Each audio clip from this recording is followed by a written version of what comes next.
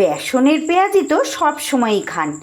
বেসন ছাড়া এভাবে দই পেঁয়াজি কি কখনো খেয়েছেন? নমস্কার বন্ধুরা, রূপার সিম্পল অ্যান্ড ডেলি লাইফে আবার একটা নতুন পর্বে সবাইকে স্বাগত।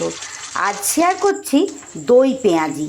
এই বর্ষার দিনে সন্ধেবেলায় চা মুড়ির সাথে কিংবা দুপুরে ডাল ভাত বা গরম খিচুড়ির সাথে এই দই পেঁয়াজি যদি থাকে, আহা, তাহলে তো আর কথাই নেই। তাহলে চলুন বন্ধুরা, বেসন ছাড়া দই পেঁয়াজি কীভাবে কী দিয়ে তৈরি করলাম সেটাই এবার দেখে নিই। নিয়ে নিয়েছি এখানে দুটো মাঝারি সাইজের পেঁয়াজ। আপনাদের প্রয়োজন মতো পেঁয়াজের পরিমাণ বাড়িয়ে বা কমিয়ে নেবেন। পেঁয়াজের জন্য পেঁয়াজ কিন্তু আমি কেটে নিয়ে চলে এসেছি বন্ধুরা। আর কিভাবে কেটেছি একটু আপনাদের দেখিয়ে দিই, কাটাটা তো শেয়ার করতে পারিনি।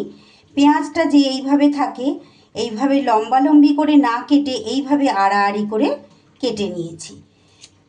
দেখুন, সরু সরু পাতলা পাতলা করে এইভাবে ঠিক পেঁয়াজিটা কেটে নিলে, পেঁয়াজটা কেটে নিলে পেঁয়াজি করতে কিন্তু খুব সুবিধা হয়। এইভাবে পেঁয়াজের টুকরোগুলোকে একটু হাতের সাহায্যে চেপে চেপে আলাদা করে নিচ্ছি। দেখুন, দুটো পেঁয়াজকে এইভাবে মাঝখান থেকে ফাঁকা করে নিয়ে কেটে দুফালি করে নিয়ে তারপরে এইভাবে সরু সরু পাতলা পাতলা করে কেটে নিয়েছি।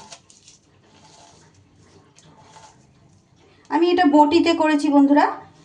ছুরিতে সব কিছু কাটা আমার অসুবিধা হয়, তাই আমি বটিতেই কাজটা করে নিয়েছি। আপনাদের ছুরিতে বটিতে যেভাবে সুবিধা হবে সেভাবে কেটে নেবেন। আর একদম দেখুন সরু সরু করে কেটেছি। এইভাবে সব পেঁয়াজটাকে আলাদা করে নিলাম। এইবার একটা বাটি নিয়ে নিয়েছি। এই বাটির মধ্যে পেঁয়াজটা নিয়ে নেব।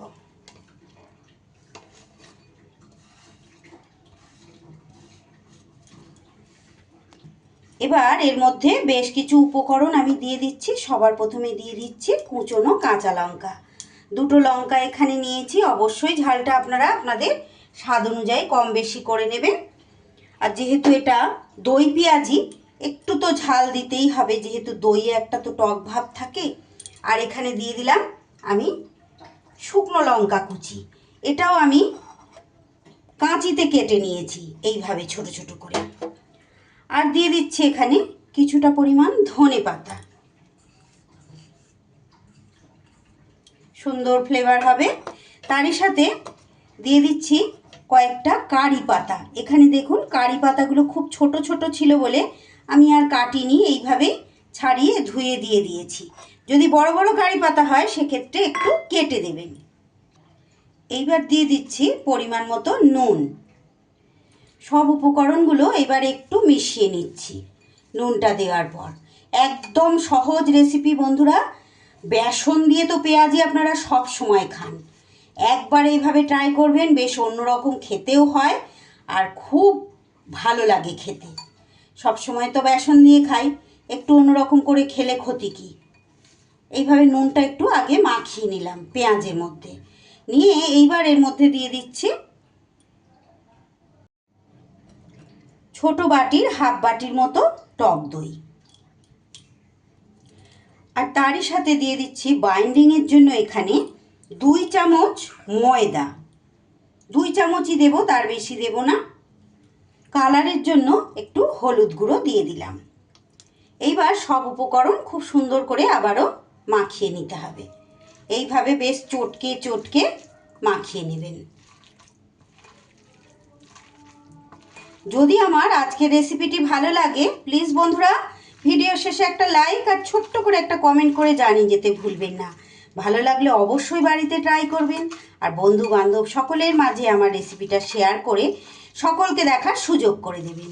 আর যে সকল বন্ধুরা আজ প্রথম এসেছেন, হয়তো বা আগেও এসেছেন, এখনও আমার চ্যানেলটি সাবস্ক্রাইব করেননি, তাদের কাছে অনুরোধ, প্লিজ বন্ধুরা আমার চ্যানেলটা সাবস্ক্রাইব করে আমার পাশে থেকে যান। পাশে থাকা বেল আইকনটাকে অল করে রাখুন, যাতে প্রত্যেক দিন এইরকম নতুন নতুন ভিডিওগুলো শেয়ার করার সাথে সাথে সবার আগে আপনাদের কাছে নোটিফিকেশান পৌঁছে যায়।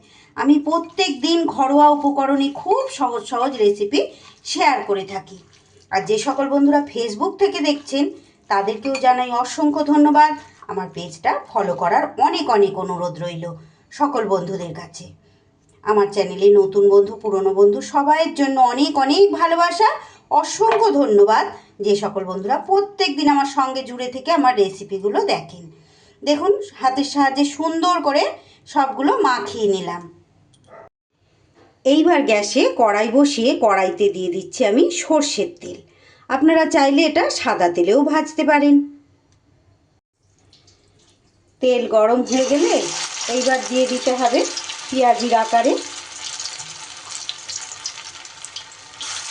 ছোট বড় যেমনভাবে ইচ্ছা তেমনভাবে আপনারা ভেজে নিতে পারেন। আমি এখানে খুব বড় বড়ও দিচ্ছি না, খুব ছোটও না, মাঝারি সাইজে দিয়ে দিচ্ছি। কারি পাতা আর ধনে পাতার দুর্দান্ত স্বাদের ফ্লেভার আর দারুণ মুচমুচে ক্রাঞ্চি। এইবার মিডিয়াম ফ্লেমে সুন্দর করে উল্টে পাল্টে ভেজে নিতে হবে। যতগুলো ধরেছে প্রথম ব্যাচে ততগুলো আমি দিয়ে দিয়েছি। এক পিঠ হয়ে গেলে আর এক পিঠ উল্টিয়ে দিতে হবে। আস্তে আস্তে এইভাবে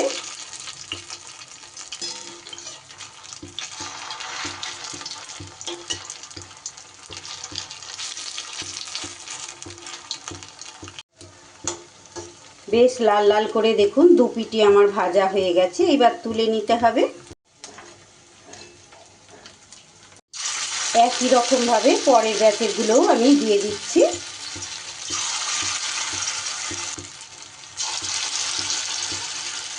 যদি একটু নরম নরম থেকে থাকে বন্ধুরা মনে হয়, সেক্ষেত্রে আপনারা একটু কিন্তু সুজি, এখানে সুজি বা চালের গুঁড়ো অ্যাড করে দিতে পারেন। সেকেন্ড ব্যাচেরগুলো বেশ সুন্দর করে আমার ভাজা হয়ে গেছে। দই পেঁয়াজির রেসিপি আপনাদের কেমন লাগলো বন্ধুরা? ভালো যদি লাগে অবশ্যই বাড়িতে এভাবে একবার ট্রাই করে দেখতে পারেন। ভালো লাগলে বন্ধু বান্ধব সকলের মাঝে ভিডিওটা শেয়ার করে দেবেন।